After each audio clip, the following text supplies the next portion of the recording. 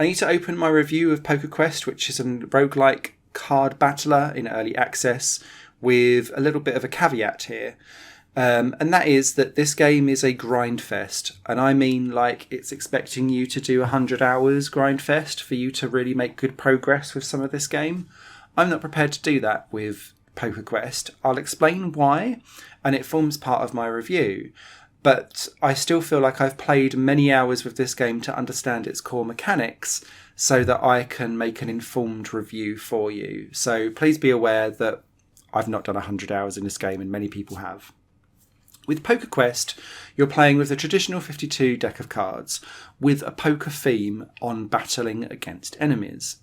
You start off with an overworld map and you choose your character. Now you'll start off with just the one, but every time you kind of level up in the game, you unlock a new character to then potentially play with. And at the time of writing, there's 17 different types to play with. They do offer slightly different play styles, but it all funnels down to the same thing eventually. Your character will have HP, and when HP equals 0, it's game over for you and the end of your run. You'll also have cash, which you can spend on various items in shops. You'll have food, which every time you move on the overworld map decreases by 1, and if you run out of food, that then means you're starving and you'll start to lose HP. You also have stamina, which you can use to trigger off special moves in battle, but largely it's used to remove your opponent's cards from play and stop them moving that round. And last but not least, you also have gems.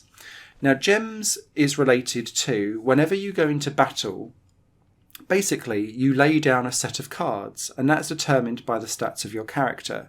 But you can spend gems to add more cards to your pile, which in theory could give you more chance of being able to use some of your moves.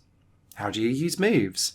Well, you have weapons or abilities that you will have attached to your character. A couple of them will be there at the start of the game, but you'll pick up other ones through shops, merchants, and castles when you stop in on them.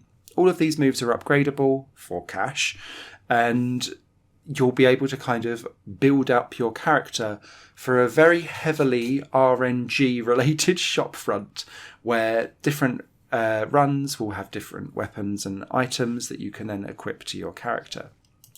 Now these attacks are things like must have 2 pairs, will times attack damage by 2, or if you have a flush, then attack times 3. And this is where the poker aspect of this game comes in. You don't necessarily need to know or understand what the poker side of things are, because if you click on different cards, it will kind of explain all of the different rules of poker as you go, but it's very easy to pick up. And what you'll be doing is using the cards that you put down on your pile to then trigger off the different attacks or buffs for yourself, or the different status ailments that you want to inflict either on yourself or your opponent, and then it will flick over to the opponent's turn. They'll have exactly the same, but as you go through each of the worlds, they'll get increasingly more difficult with more HP, stronger attacks, more status ailments, more cards available for them to play with. And so the difficulty and the grind gets real, because you'll always be starting a run at a certain base level. And whilst, yes, you can upgrade your character, it's determined very much by your base stats at that time. And so what you'll do is you'll need to decide whether or not at the end of each world, once you've cleared that boss, assuming that you do, you want to decide if you take the money and run, or try your luck at the next world over. And in doing so, that will then have much more increased difficulty enemies as you go along forth. Now, because this game's a roguelike, and you can choose to play with or without upgrades to your characters as you go, although without upgrades just sounds like absolute hell, with upgrades that you slowly unlock over repeated runs, you'll start to boost up things like your starting HP, how much cash you have, which allows you to buy upgrades earlier on, which you can potentially spend to have more cards laid down at the start of every battle, which gives you more options for you to be able to do more attacks potentially. It could be that you're starting with more stamina, so that means that you block enemy attacks when they're able to trigger them, because you get to see what they can do to a point in advance, so that you can use that strategy there. There's all different things that you can use with your XP for each of the runs that you do to slowly upgrade your characters, but again, the grind is real. Every time you level up, you unlock a new character, but their base stats are kind of very low, so you'll want to then decide, do I continue with my original character, or do I try out this one with a slightly different moveset? This continues on for hours and hours and hours and hours. And if you get into that gameplay loop, you will have an absolute wonderful time playing PokerQuest, because it is designed to rinse every hour of gameplay out of this way of working as it possibly can. But just be warned that the grind is so real, and it's seeped in that your upgrade path is much slower than the enemies. So you're just going to keep going until you hit the point where you're just like, I'm being absolutely overwhelmed. And it will happen very quickly for the first few hours. And then you might start to clear level or world 1. And then you'll be like, yes, I'm making progress. But then world 2 will just slap you around the face like you're a little wank sock, basically. And you'll have to kind of go through that grind again for another 4 hours potentially before you hit world 3 and you're comfortable with that. And it just continues on and on and on and on and on and on and on. There's also a slight issue for me, and I was sitting there thinking, this feels a little bit too RNG for my own good.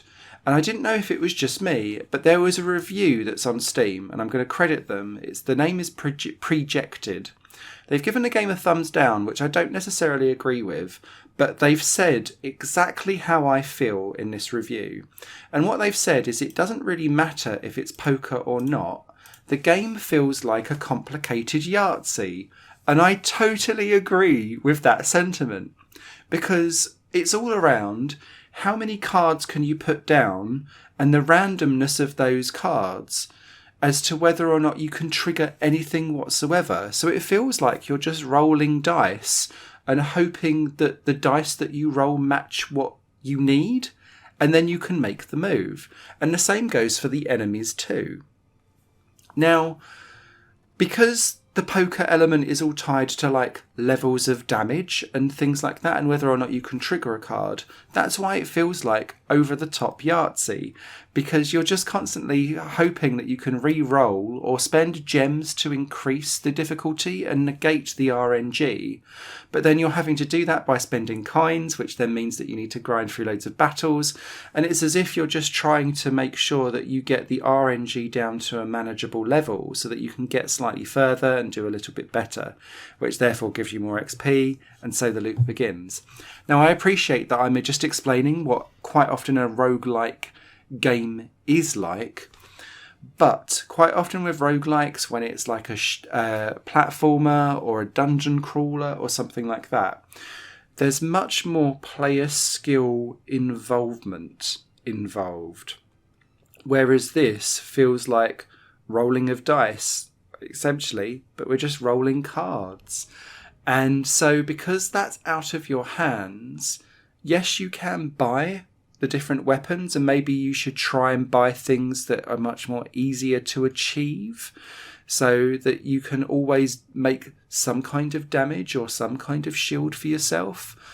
But the principle applies that you're removed from the gaming experience, so it feels like you're going along for the RNG seeded vibe.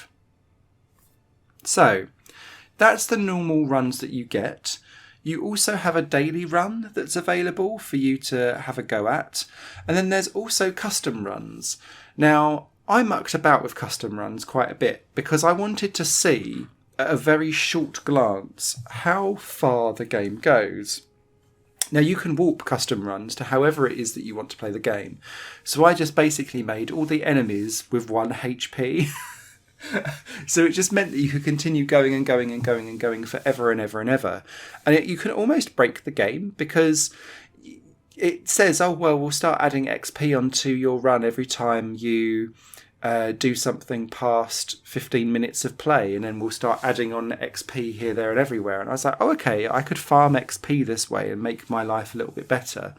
But then it almost becomes like a clicker game. So I was like, well, this is ridiculous. But it does let you see just how ridiculous the step up of characters and progression is and how big the grind is as you go, because these custom runs are endless. They just keep going forever. But you get to see the abilities of future enemies that you'll come across are, and they're just like, hey, if you get 4 red cards, then attack 300, and you're like, oh, but my HP is 12. It's not normally that bad, but it's that kind of step up of grind that you think, right, well, I'm going to have to probably go for about 30-40 runs of this before I'm even capable of getting past one of those enemies. So you kind of think, that's what I've got myself in for, and that's why I'm doing this review now, and I'm not going to invest another 50 hours in the game, because I feel like I've experienced what this game has to offer. I've understood how the mechanics can be distilled down. I feel like I'm removed as a player from playing the game, because it's not skill dependent and I'm not reacting to much. It's all around the roll of the cards, and to see just kind of how well it goes. That said, though, it is boorish, it is addictive. If you get into that loop, I think you could have some really good fun here. It's just, this one wasn't necessarily for me, although I do like the artwork, I like the theming, I like the idea of it all.